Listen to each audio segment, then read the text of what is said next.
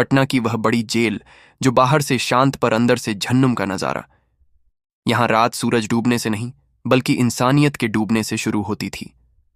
वर्दी के पीछे छिपे दरिंदे हर रात आते, जो चाहते वो करते, और कैदी औरतें वो डर के मारे जुबान नहीं खोलती थीं। उन्हें पता था अगर कुछ बोला तो जिंदगी नर्क बन जाएगी, लेकिन उस अंधेरी दीवार को चीरने के लिए एक तूफान आ चुका था। नाम था आईपीएस आयशा कुरैशी, एक निडर बेबाक अफसर जिसने सिस्टम के हर जुल्म को जड़ से उखाड़ने की कसम खाई थी।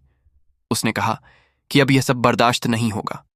उन्होंने एक फैसला लिया, एक ऐसा फैसला जो उनकी जिंदगी को हमेशा के लिए बदल सकता था।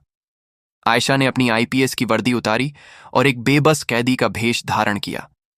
मिशन साफ था, जेल के अंदर हो रहे अन्याय कोंगे हाथों पकड़ना। पहली ही रात जेल के बड़े शैतान अंदर आए और उनकी सीधी नजर आयशा पर पड़ी। अब सवाल यह है, क्या एक आईपीएस अफसर भी बाकी कैदियों की तरह उन दरिंदों के हाथों बर्बाद हो जाएगी? क्या वह खौफनाक रात उसका आखिरी मिशन साबित होगा, या फिर आईपीएस आयशा कुरैशी उन सारे भेड़ियों को उनके ही बिल में घुसकर पकड़ेगी? यह जानने के लिए वीडियो को अंत तक जरूर देखें।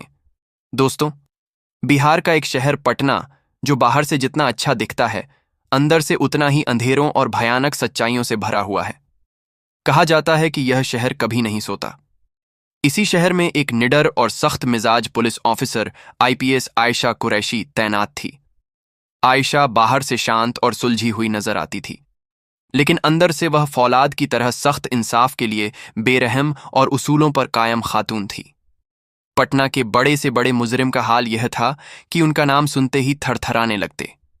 मशहूर था कि अगर कोई मुजरिम कसूरवार ना भी हो तो सिर्फ आयशा कुरैशी के खौफ से अपने गुनाह कबूल कर लेता था। आयशा एक छोटे कस्बे गया से निकलकर इस बड़े शहर पटना में अपनी मेहनत और जद्दोजहद के दम पर आईपीएस के ओहदे तक पहुंची थी। वह सिर्फ आईपीएस ऑफिसर नहीं थी, बल्कि उन सबके लिए उम्मीद की किरण थी जिन पर जुल्म ढाया गया था। उनका एक उसूल था, जालिम चाहे कितना ही बड़ा क्यों ना हो, सजा जरूर पाएगा। यही वजह थी कि पटना के गली कूचों में उनके नाम से खौफ फैल जाता था। एक दिन की बात है, सुबह का वक्त था। आईपीएस आयशा कुरैशी अपने ऑफिस के केबिन में बैठी चाय पी रही थी और सामने पड़े ताजा अखबार की सुर्खियां पढ़ रही थीं कि अचानक दरवाजा खुला। अंदर आया एक हल्की सी घबराहट में डूबा हुआ जेल का मुलाजिम रवि, जो पटना महिला जेल में किचन असिस्टेंट और सफाई के काम पर मामूर था। रवि का चेहरा पीला पड़ा हुआ था। वो हिचकिचाते हुए बोला, मैडम, मुझे आपसे एक निहायत जरूरी बात करनी है। आयशा ने अखबार मेज पर रखा, चाय का कप हल्के से साइड पर किया और संजीदगी से बोली, हाँ रवि, कहो क्या बात है। रवि ने खौफदा लहजे में कहा, मैडम, पटना जेल में खवातीन कैदी महफूज नहीं है। रातों को उनके साथ बहुत बुरा सलूक किया जाता है। उन्हें डराया धमकाया जाता है और उनका इस्तेसाल किया जा रहा है। आयशा कुरैशी के चेहरे पर गहरी संजीदगी छा गई। उन्होंने सख्त लहजे में कहा, तुम्हें अंदाजा है कि तुम कितना संगीन इल्जाम लगा रहे हो? रवि की आवाज कांप रही थी। जी मैडम, मगर मैं सच बोल रहा हूं। जो पुलिस वाले दिन में ड्यूटी करते हैं वही रात को ख्वातीन कैदियों के साथ जुल्म करते हैं। वो उन्हें डराते हैं और उनकी मजबूरियों का फायदा उठाते हैं। आयशा की आंखों में गुस्से की चमक उभर आई। क्या तुम्हारे पास इसका कोई सबूत है? रवि ने गहरी सांस ली और बोला, मैडम, मैंने सब कुछ अपनी आंखों से देखा है, लेकिन मेरे पास ना सबूत जमा करने का इख्तियार है ना हिम्मत। अगर मैं आवाज उठाता तो शायद आज जिंदा ना होता। इसीलिए मैं आपके पास आया हूं, क्योंकि मुझे आप पर भरोसा है। आयशा लम्हा भर के लिए खामोश हो गई। उनके माथे पर बल नुमाया हो गए। रवि, जब मैं पिछले हफ्ते जेल के दौरे पर गई थी तो किसी भी कैदी औरत ने शिकायत क्यों नहीं की? रवि ने नजरें झुकाकर कहा, मैडम, वो सब खौफ के साए में जीती हैं। उन्हें धमकाया जाता है कि अगर जुबान खोली तो उनका ऐसा अंजाम होगा जिसका वो तसव्वुर भी नहीं कर सकती। आयशा ने अपनी कुर्सी से उठकर खिड़की की तरफ देखा। लम्हा भर की खामोशी के बाद उनका लहजा फौलाद की तरह सख्त हो गया। रवि, तुमने बहुत हिम्मत दिखाई है। अब मेरी बारी है। आज ही शाम को बिना इस्तीला दिए मैं खुद जेल का दौरा करूंगी। आयशा कुरैशी एक शाम पटना महिला जेल के गेट पर पहुंची। कागजी कार्रवाई, रश्मि सलामी और प्रोटोकॉल के बीच इंस्पेक्टर ने बड़ी मुस्तैदी से उन्हें हर कोना दिखाया। फाइलों में सब कुछ तरतीब से था, रजिस्टर में कोई कमी नहीं थी और बाहर से देखने पर जेल बिल्कुल एक मॉडल की तरह लग रही थी। लेकिन आयशा के तजुर्बाकार दिल को मालूम था कि असल चेहरा हमेशा उन दीवारों के पीछे छुपा होता है जहां आम निगाहें नहीं पहुंच सकती। उन्होंने कैदी खवातीन को अलग अलग कमरे में बुलाकर उनसे बातचीत की, मगर हर सवाल का जवाब सिर्फ खामोशी था। किसी की आंखें नीचे झुक जाती, किसी के होंठ कांपते मगर अल्फाज बाहर ना निकलते। खौफ, थकान और एक अजीब सी बेबसी का बोझ हर चेहरे पर लिखा था। आयशा ने फौरन महसूस किया कि यह वह खामोशी है जो हजारों चीखों से ज्यादा खौफनाक होती है। जब तक उन कैदियों को यह यकीन ना दिलाया जाए कि उनकी हिफाजत कोई कर रहा है, तब तक वह अपनी जुबान नहीं खोलेंगी। अगले दिन आयशा अपने केबिन में बैठी थी। सामने फाइलें खुली थीं, मगर उनकी नजरें खला में गुम थीं। उनके चेहरे पर वही सवाल बार बार उभर रहा था, सच को सामने कैसे लाया जाए? ये सवाल ही उनके लिए फैसला बन गया। उन्होंने अपनी जिंदगी का सबसे बड़ा और खतरनाक कदम उठाने का सोच लिया।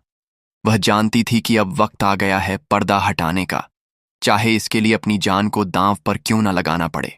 उन्होंने अपने काबिल एतमाद मातहत को बुलाकर आहिस्ता मगर मजबूत लहजे में कहा, आज रात मैं खुद एक कैदी का रूप धार कर अंदर जाऊंगी। न वर्दी होगी, न पहचान, न कोई इत्तला। तभी तो असल हकीकत सामने आएगी। और फिर वो रात आई, वही काली रात जिसने न सिर्फ आयशा कुरैशी की जिंदगी को हिलाकर रख दिया, बल्कि इंसानियत, कानून और इंसाफ के सबसे स्याह चेहरे को उनके सामने बेनकाब कर दिया। तारीख थी 18 मार्च, जुमेरात। वक्त था रात के 9 से 9 बजे का। पटना की फजा में एक अजीब घुटन फैली हुई थी। हवा में नमी थी, जैसे सांस लेना भी मुश्किल हो। जेल के अतराफ पुलिस अहलकार अध सोए, अध जागे अपनी ड्यूटी पर थे। कहीं कोई लापरवाही से सिगरेट के धुएं में खोया हुआ था, कहीं महज दिखावे की निगरानी हो रही थी और कहीं ताकत के नशे में डूबे वर्दी वाले अपने ही इख्तियारात का गलत इस्तेमाल कर रहे थे।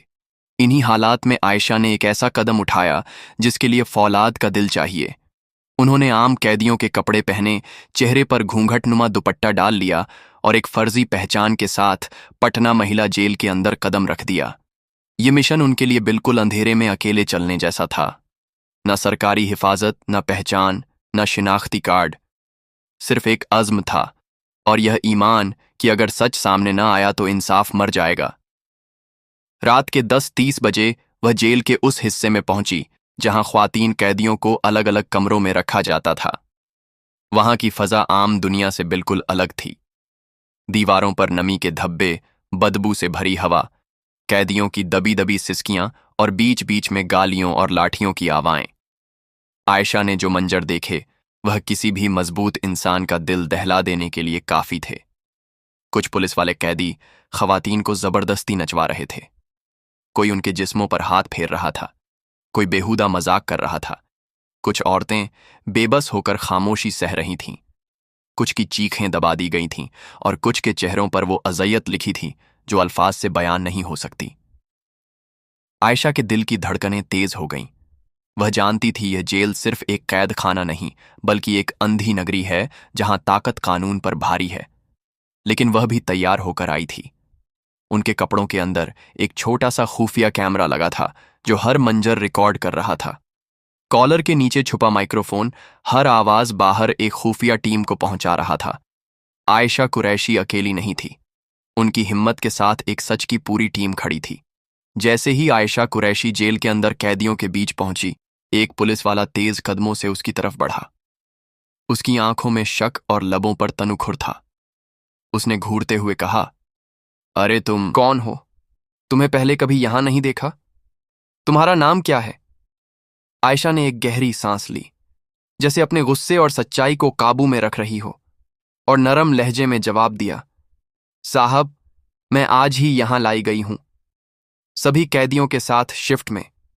पुलिस वाले ने अपनी मूंछों को मरोड़ते हुए और ज्यादा सख्त आवाज में पूछा, कौन सा जुर्म किया है तुमने? आयशा ने नजरें झुकाते हुए कहा, मुझ पर चोरी का इल्जाम है, लेकिन मैं बेकसूर हूं, मैंने कुछ नहीं किया। पास ही खड़े 2-3 पुलिस वाले जहरीली हंसी हंसने लगे। एक ने तंज कसते हुए कहा, हाँ हाँ हाँ, हर कैदी यही रट लगाता है, सच तो कभी कोई बोलता ही नहीं। नाम क्या बताया तुमने? आयशा ने अपनी आवाज को नरम रखते हुए कहा, मेरा नाम फातिमा है।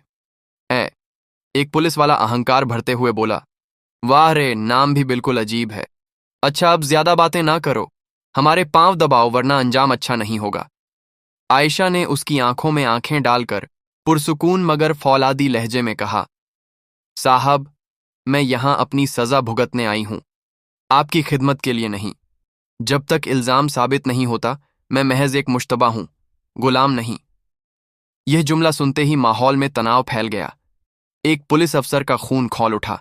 वो गुस्से से चीखा, जुबान ज्यादा चलती है तेरी, जो कहा जाए वो कर, वरना ऐसी कोठरी में डाल दूंगा कि जिंदगी भर रोती रहेगी। आयशा ने अपने लहजे को और मजबूत किया, जैसे डर के तमाम दरवाजे उसके लिए बंद हो गए हों। मैं डरने नहीं आई, मैं यहां अपने ऊपर लगे झूठे दाग को धोने आई हूं। सच को छुपाने के लिए जितनी धमकियां दोगे उतनी ही मेरी हिम्मत बढ़ेगी। इतने में एक कमजोर और थकी हुई औरत कैदी चुपके से उसके पास आई। उसकी आंखों में आंसू और होठों पर लड़खड़ाहट थी। वो धीरे से बोली, बैठ जा बहन, इनसे कुछ ना कह, जो कहे वैसा ही कर। ये लोग मारते हैं, जलील करते हैं, यहां सिर्फ एक उसूल है, जियो मगर खामोश रहो। आयशा ने उससे आहिस्तगी से पूछा, तूने कभी इनके खिलाफ आवाज क्यों नहीं उठाई? कैदी ने चारों तरफ खौफजदा नजरों से देखा और सरगोशी में कहा, यहां डर है। जिसने जुबान खोली उसे अकेले कमरे में बंद कर दिया गया और फिर रात को ऐसी बातों में झोंक दिया गया जिनका सोचकर भी रूह कांप जाए। उसी लम्हे एक पुलिस अफसर ने आगे बढ़कर आयशा का बाजू पकड़ा और सख्त लहजे में कहा, बस, बहुत हो गया। अब तुझे ऐसे कमरे में ले चलता हूं जहां तेरा सारा गुरूर खाक में मिल जाएगा। आयशा जानती थी कि अब खेल असल तौर पर शुरू हो रहा है। वो खामोशी से उनके साथ चली गई। उन्हें एक तारीख कमरे में धकेल दिया गया जहां सिर्फ 2 पुलिस वाले और वो थीं। दरवाजा अंदर से बंद कर दिया गया। एक अफसर ने कृत आवाज में कहा, अब बता तू असल में कौन है? इतना शोर क्यों मचाती है? आजकल की लड़कियां खुद को शेरनी समझने लगी हैं। दूसरे ने मकरूह हंसी हंसी, हाँ हाँ, हम जैसे पुलिस वाले दोस्त भी बन सकते हैं और ऐसे दुश्मन भी कि जिंदगी बर्बाद कर दें। आयशा ने पुरसुकून मगर इत्माद भरी निगाहों से उन दोनों की तरफ देखा और बोली, मैंने कुछ गलत नहीं कहा, मगर तुम दोनों मुझे यहां क्यों लाए हो? एक पुलिस अफसर ने करीब आकर धमकी दी, चुप रहो, आधे घंटे में तुम्हें तुम्हारी असल औकात बता देंगे। आयशा ने महसूस किया कि अब फैसलाकुन लम्हा आ गया है। उन्होंने एक गहरी सांस ली और उनके अल्फाज कमरे में बिजली की कड़क की तरह गूंजे।